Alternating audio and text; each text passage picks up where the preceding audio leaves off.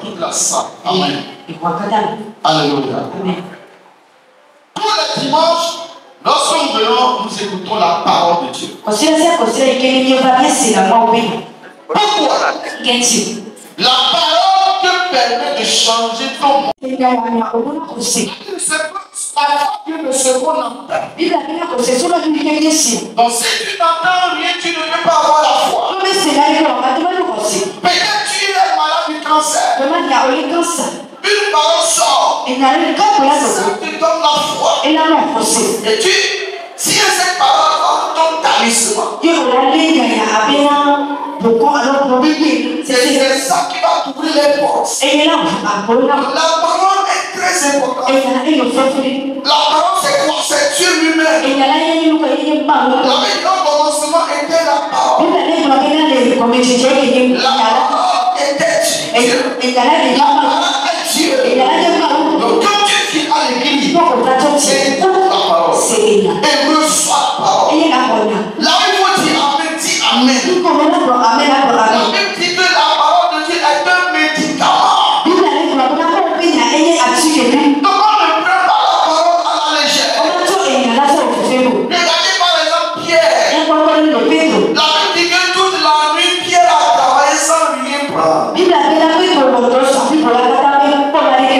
parole est sortie. Et il a dit, sur ta parole, je jetterai le filet. N'attends pas forcément venir raconter l'homme de Dieu en fin de Peut-être que je ne peux pas t'imposer la main. Mais quand la parole sort, tu sais que la parole va te guérir. Il y a un monsieur dans la Bible. Sa fille était malade, mourante. Il est parti voir Jésus. Et Jésus dit d'accord, je vais venir dans ta maison pour guérir ta fille. Le monsieur a dit non. Et je ne suis pas digne. Je ne suis pas saint. Dis seulement une parole. Et mon serviteur qui est à la maison sera guéri. Dis seulement une parole. Et Jésus a dit voilà un homme de foi. Il n'a pas besoin que Jésus vienne dans sa maison. Tu n'as pas forcément besoin que je vienne dans ton atelier. Oui, je viendrai, mais tu n'es pas obligé. C'est seulement une parole. Et Jésus a déclaré la parole. Et le serviteur à la maison a été guéri. Ce matin, j'entends cette parole dans ta bouche. Il est de l'eau, de l'eau de Jésus. Il est de l'eau. Le dimanche passé, quelque chose s'est passé.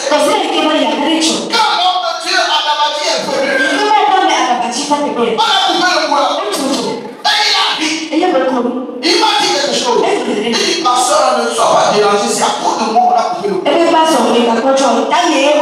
Il m'a confessé cela. Il m'a dit, n'importe une femme, pour pécher, on trouve quelque chose. On coupe le courant. Mais j'étais assis là-bas. Je dis, ce n'est pas normal.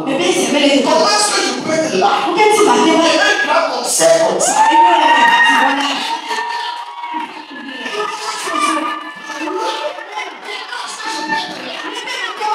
Certains vont monter dans mon église.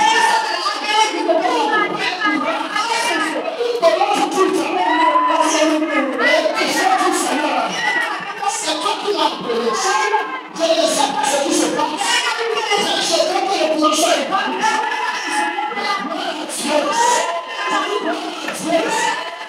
Je suis venu sur le terre.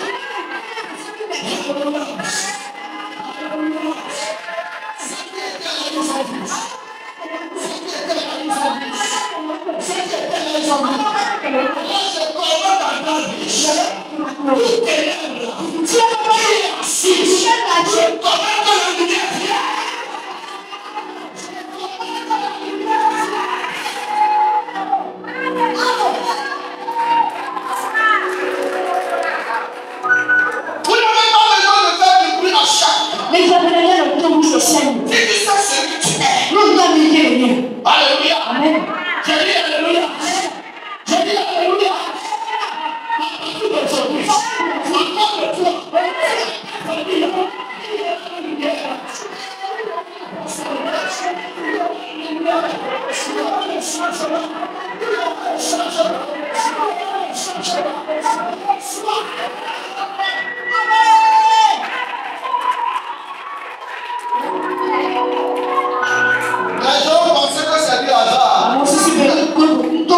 Alléluia. Mais ceux qui sont spirituels savent que ce n'est pas un hasard. On n'a pas besoin de faire du bruit. Alléluia. Je dis Alléluia. Nous n'allons plus permettre à ce que Satan fasse cette bêtise. Alléluia. Ce n'était pas moi qui était programmé pour monter. Alors la main j'ai dit je vais monter.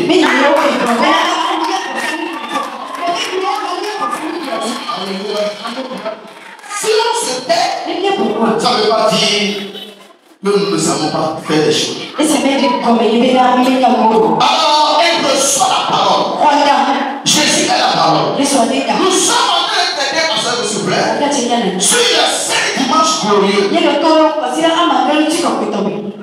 La semaine passée, nous avons vu l'exemple d'un monsieur qu'on appelle l'homme de Gadara. Un homme qui a une destinée de devenir un évangéliste. Mais l'ennemi s'est précipité pour détruire sa vie, pour le maintenir dans un cimetière. Lui, il a dit comment l'ennemi est mauvais. Et Jésus est venu pour restaurer la vie de cet homme, pour qu'il marche dans sa destinée. Aujourd'hui, c'est que vous n'avez rien mélangé. Alors que dans le plan de Dieu, dans le mind de Dieu, c'est que tu dois être la personne qui va distribuer des riz aux orphelins dans le village. Mais que voilà, tu n'as rien. Ici, tu n'as même pas 50 000 sur un compte. Dans sa chambre, tu peux aller prendre. Si dans le plan de Dieu, c'est que c'est toi qui dois faire des forages dans ton village. Ce matin, je suis venu.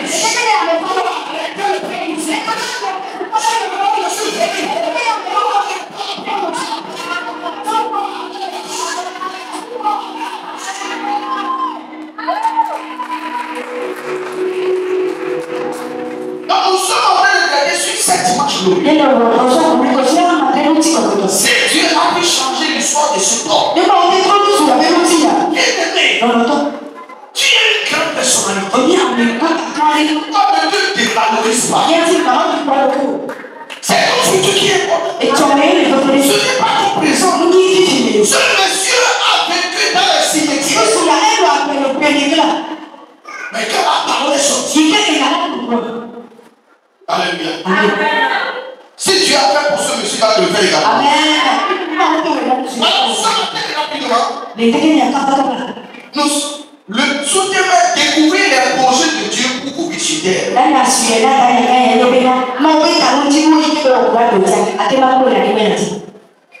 Quel est le projet de Dieu pour ta vie? Quel est le projet de Dieu pour ta vie? Tu dois le savoir. Le projet de Dieu pour ta vie sur cette terre est que tu sois en bonne santé.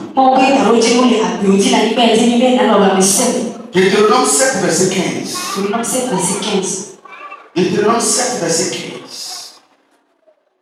La Bible dit, verset 15. L'Éternel éloignera de toi toute maladie. Qui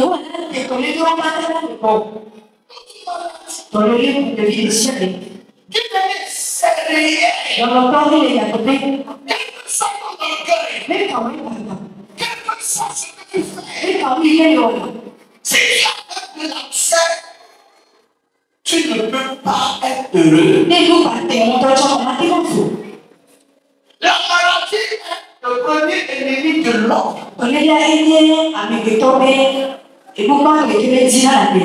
Le futon.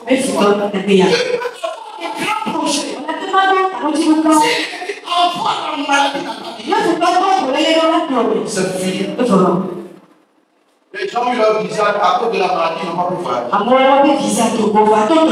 Mais qu'est-ce que l'autre tu nous dis? Et si tu m'attends, si tu me sais, quand la maladie viendra, j'ai une loi.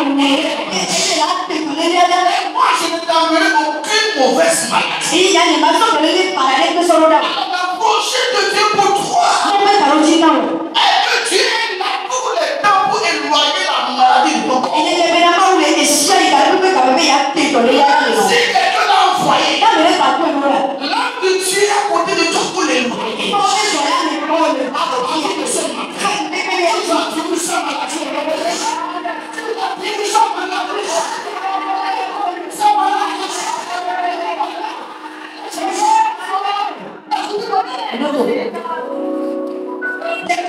Promesse de Dieu, il y a quelque chose que tu dois faire.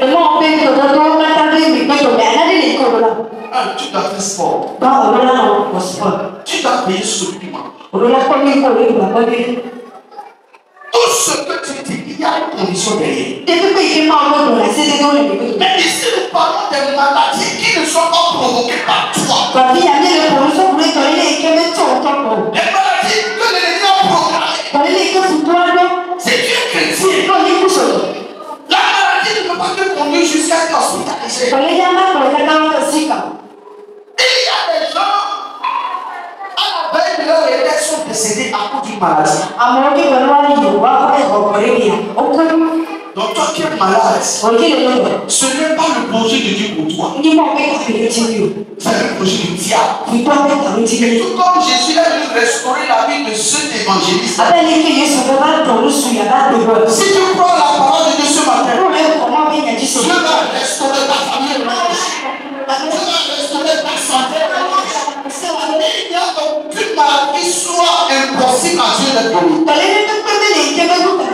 Rien n'est impossible à Dieu. Alors, ressens le projet de santé de Dieu a un projet de longue vie pour toi. Psaume 91, verset 16. Dieu a un projet de longue vie. Psaume 91, verset 16. Il dit, je le comblerai de longs jours. Je le comblerai de longs jours. Et je lui ferai voir mon salut. Bien-aimé, si tu penses que tu es vieux, tu n'es pas encore vieux. Si tu penses que tu es vieux, tu n'es pas encore vieux. Dieu dit qu'il va te combler, te rassasier de longs jours. Tu vas vivre longtemps sur la terre. Tu verras les enfants de tes enfants. Même si dans ton rêve tu vois que tu es mort. Si tu vois des mauvaises choses dans ta vie. Non. Dieu te dit, tu vas vivre longtemps au long de la vie. Tu vas vivre longtemps au long de la vie. Donc tu ne pourras pas. C'est une maladie que tu es là. Mais si tu viens à l'église, j'enseigne, tu dors. Tu n'écoutes pas la parole de Dieu. Le but du diable est de te tuer. Et toute personne qui est au son de ma voix ce matin, reçois la grâce de Dieu.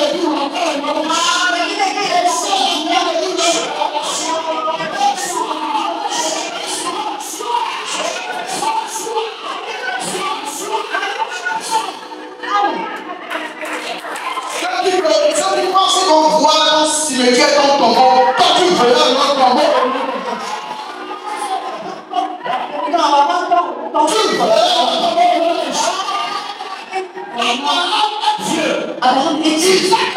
Isaac a dit, qui est ton Dieu? C'est ton Dieu est le Dieu d'Abraham. C'est ton Dieu est le Dieu d'Isaac.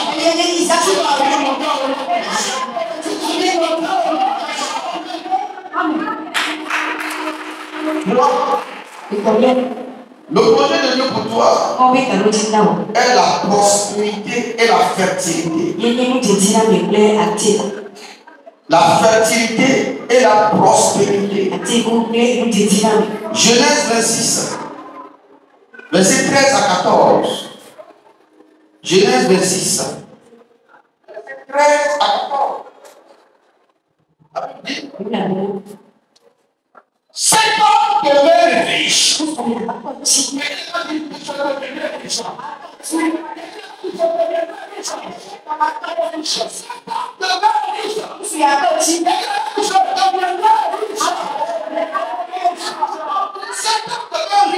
Il s'enrichit. Il peut parler de plus en plus. Il est jusqu'à devenir riche.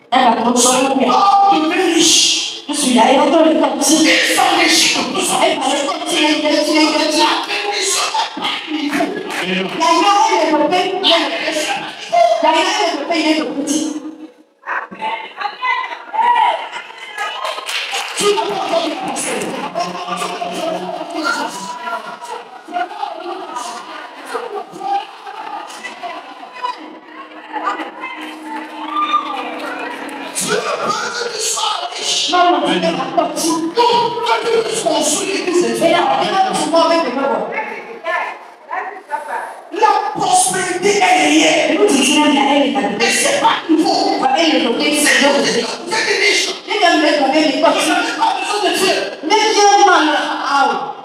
Cet homme devait riche. Il s'enrichit.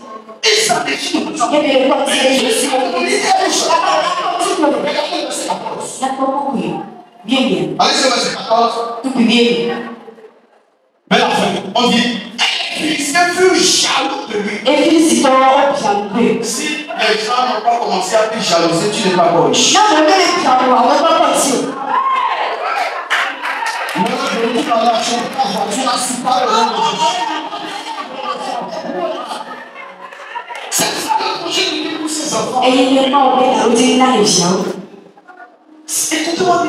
les discothèques, les bars climatisent leur niveau d'amusement de fornication.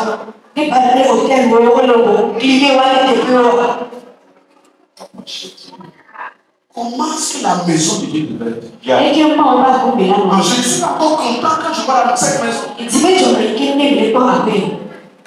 Quand nous allons tout construire, vous allez voir.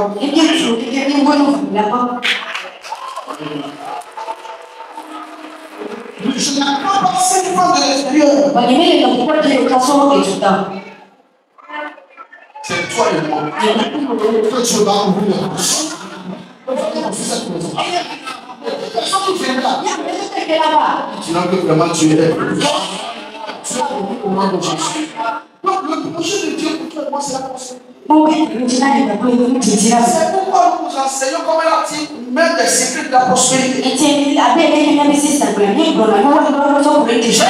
livre, démarre ton, j'ai écrit 3 ou 4 livres déjà. Le livre sur la prospérité, j'ai écrit tellement que business avec 0 francs. Quelqu'un, un entrepreneur. Même si tu es salarié, commence quelque chose.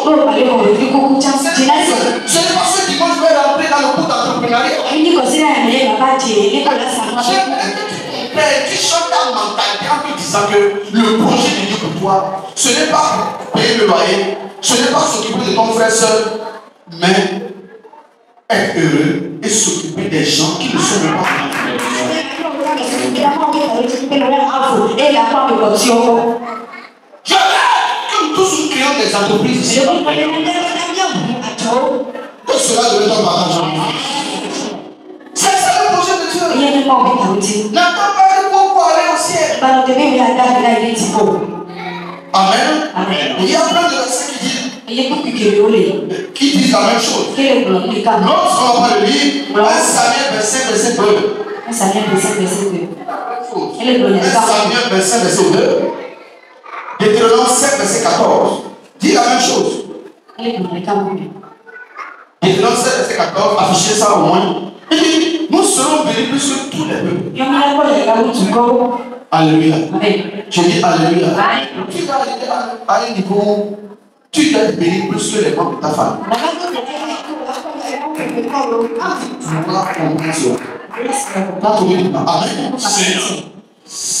Amen.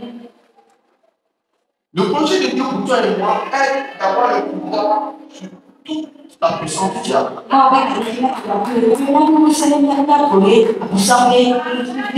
Luc 10 verset 19.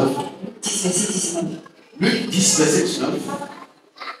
Il dit, voici je vous ai donné le pouvoir de marcher sur les serpents, les scorpions, lisez la fin, et sur la puissance de l'ennemi, et rien ne pourra vous nuire. Pourquoi vous avez peur du diable? C'est ça le projet de Dieu pour vous. Sur toute la puissance du diable. N'ayez pas peur. Dieu ne vous a pas laissé enfermer. L'église, ce n'est pas juste une paire de temps qui va venir parce qu'il faut venir. Il y a des richesses dans la parole de Dieu. Quand tu viens à l'église, ça ne t'intéresse pas. C'est comme on t'a obligé. Le marabout qui est dans un avion, et si on lui dit que l'avion me fait crash, il n'a pas peur, il sait qu'il a quelque chose.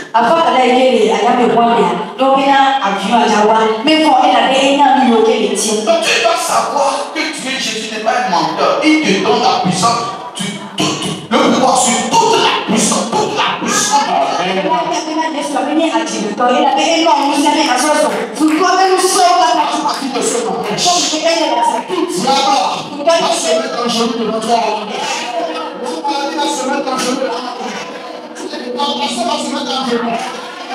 puissance qui fait que tu fais le fait. La puissance qui fait que les choses ne marchent pas. On se met en genou devant.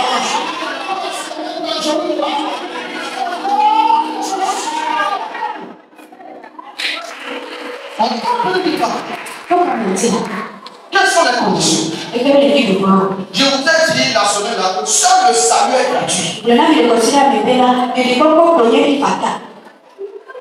Seul le salut est gratuit. Toutes les promesses de Dieu sont conditionnées. Deutéronome 7 verset 11. Deutéronome 7 verset 11. Deutéronome 7 verset 11. Il nous dit, ainsi respecte les commandements. Nous avons lu du verset 11 en ainsi respecte les commandements, les restrictions et les règles que je te donne aujourd'hui. Mets-les en pratique. Respecte, mets-les en pratique. Respecte, mets-les en pratique. Respecte, mets-les en pratique. Respecte, mets-les en pratique.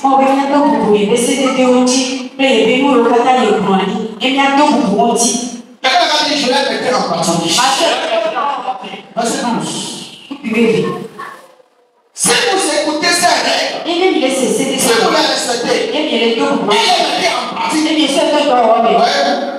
si vous les écoutez, vous devez écouter. Si vous les mettez en pratique, l'Éternel gardera envers toi l'alliance et la bonté qu'il a promis avec serment à tes ancêtres.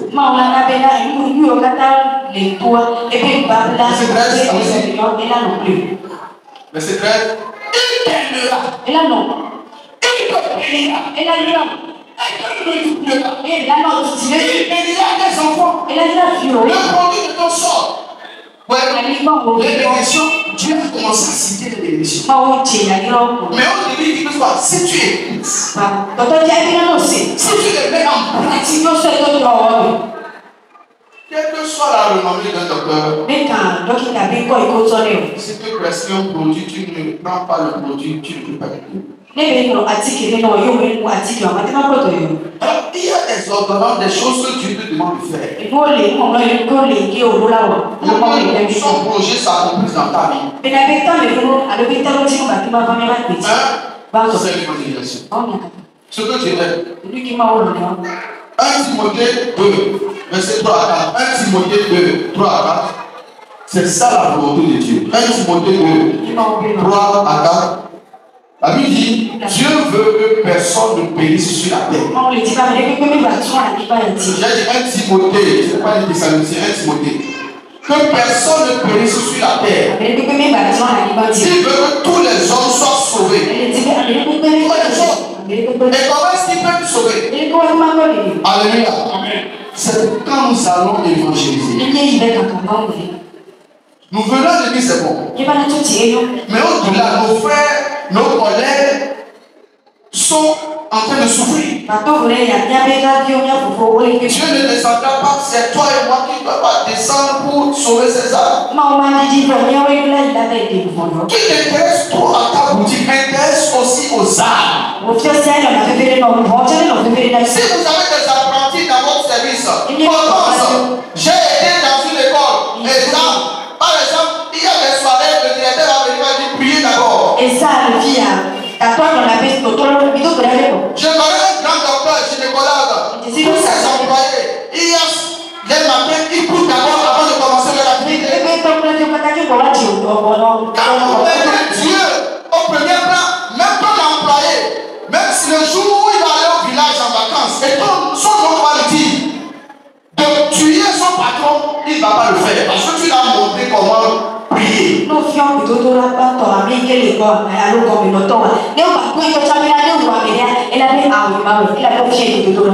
apprenez à confier la première place à Dieu.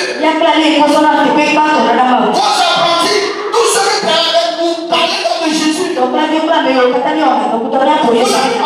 faire toujours des travail avant d'évangéliser. Là où vous travaillez, dans votre maison, celui que tu es en train d'aider, parle de Jésus, son âme, c'est ça qui est important.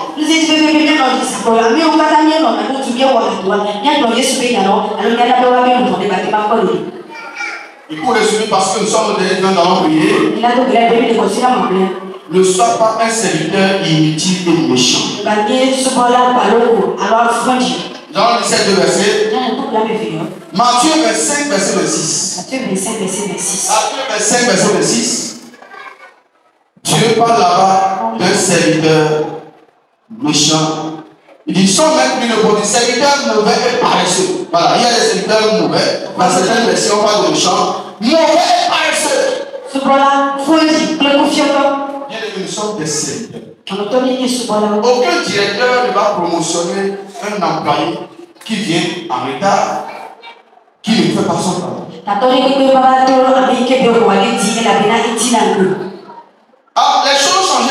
Avant dans le service, tu travailles, tu ne travailles pas. À la fin du mois, tu as ton salaire. Aujourd'hui, d'abord, j'ai su axer sur le résultat. Ça au début de chaque année, comment on le fait également ici, pour les avec certaines choses, on vous dit des choses que vous allez faire. Mais à la fin de l'année, quand vous évaluez, dans les services, si tu fais bien, tu auras la promotion, on peut te donner quelque chose. Donc, en tant que chrétien, es-tu un serviteur mauvais et paresseux ou bien tu es un serviteur dirigeant, quelqu'un cœur. Évangélise. Mets ton argent dans le Dieu. Si au pays de ton emploi, tu ne viens pas prêt, que ta maison devienne une maison de service de maison. Nous avons les évangélistes qui peuvent aller évangéliser. Donne-leur de l'argent, ils vont aller évangéliser. Donc ce n'est pas moi, ça c'est de la bouche de Jésus lui-même, serviteur mauvais et paresseux. Bien-aimé, tu mourras peut-être dans peu de temps. Qu'est-ce que tu vas dire que tu as fait à Dieu? Réfléchis. De Matthieu 25, verset 30. Allez-y, verset 30. Verset 30.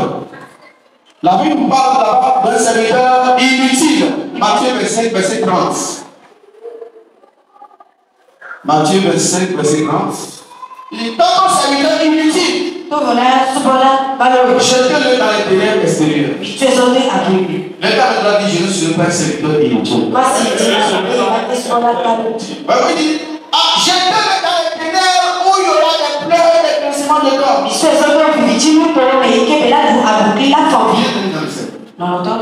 Si tu es membre d'une église, tu dois t'intéresser à ce qu'on fait dans l'église. Quelle que soit ton occupation. Aujourd'hui, il y a des présidents de la République qui demandent toujours au diable, son pasteur, de venir prier. Ils ont besoin de tuer en toi. Ils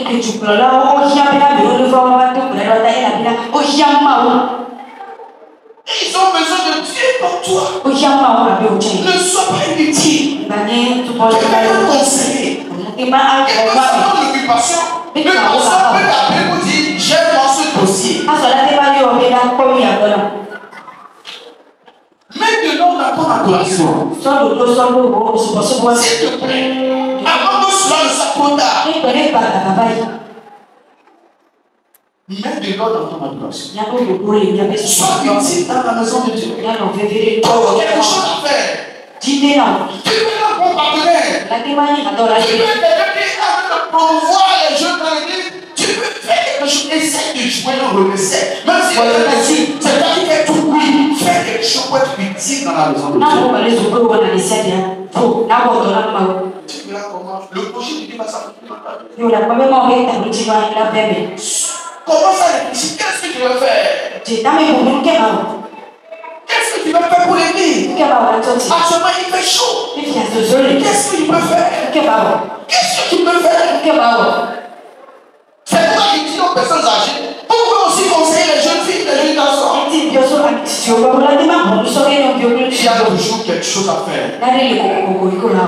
Pour conclure, tu as des Dieu aussi a des tu as des besoins. Dieu aussi a des besoins.